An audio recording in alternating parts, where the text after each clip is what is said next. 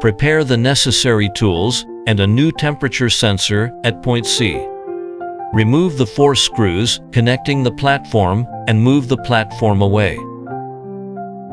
Remove the sensor connected to the temperature sensor interface at point C of the inlet system. Find the temperature sensor connector marked 7 under the platform.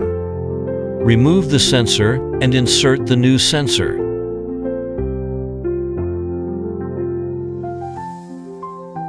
Install the white gasket on the sensor and wrap it with raw tape to ensure the airtightness of the sensor.